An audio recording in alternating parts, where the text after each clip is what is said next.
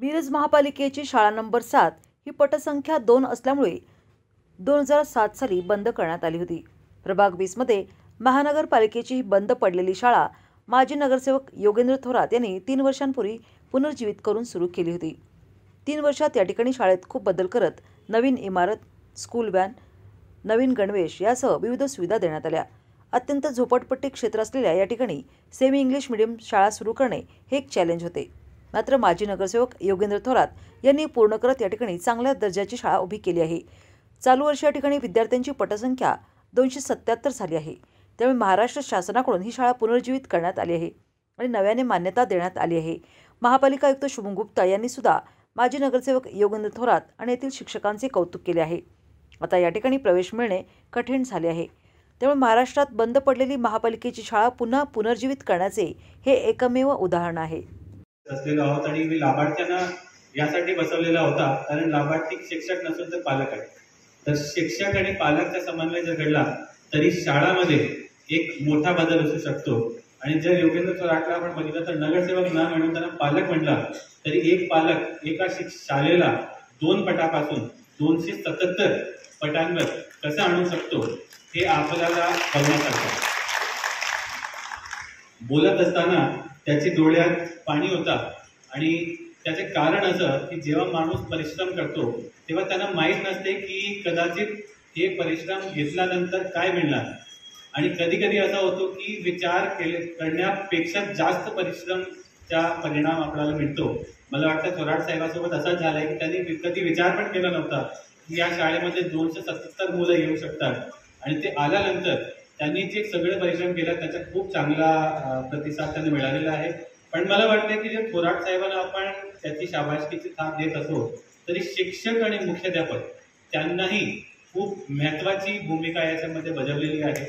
थोरात साहेबांसोबत सगळे शिक्षक प्रत्येक वेळी पालकांना भेटायला जायचं, त्यांना समजून सांगायचं की तुम्ही आमच्याकडे पाठवा, आमच्यावर विश्वास ठेवा।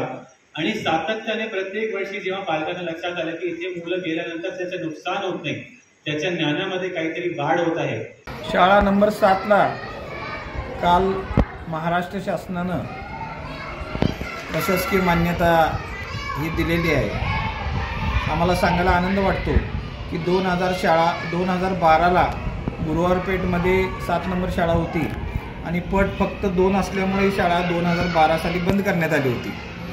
2022ला जेव्हा मी प्रभागात 7 नंबर शाळा नवीन बिल्डिंग केली आणि शाळा चालू करायची म्हणली तेव्हा महासभेमध्ये ठराव करून ही शाळा चालू करण्यात आली आणि ह्याचा प्रस्ताव महाराष्ट्र शासनाकडे पाठवण्यात आला।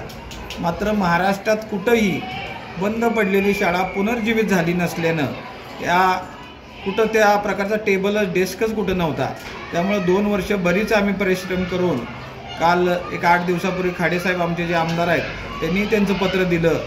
आम्ही माननीय भुसे साहेबांचा आम्ही आभार मानतो शिक्षण मंत्री साहेबांनी की 2 दिवसात आम्ही शाळेचे फोटो दाखवले की आज या शाळेत 277 मुलं शिकत आहेत। महासभेची मान्यता आहे, अजून आपल्या कोल्हापूरचे शिक्षक उपसंचालक आहेत त्यांची मान्यता आहे, पुण्याच्या संचालकांची मान्यता आहे आणि आपलीच मान्यता राहिलेली आहे।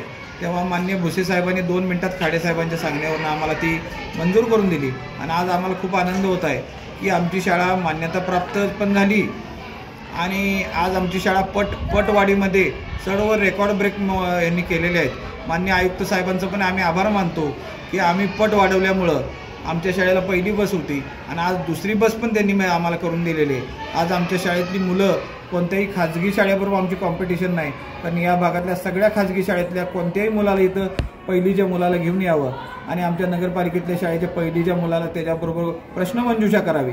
आम्हाला कायम कॉन्फिडन्स आहे की आमचीच मुलं पुढे जातील। फक्त फी जास्त म्हणजे शाळा चांगली अशी आहे नाही, इथं मोफतमध्ये शिक्षण महापालिकेचं एकदम चांगल्या प्रकारे मिळत आहे।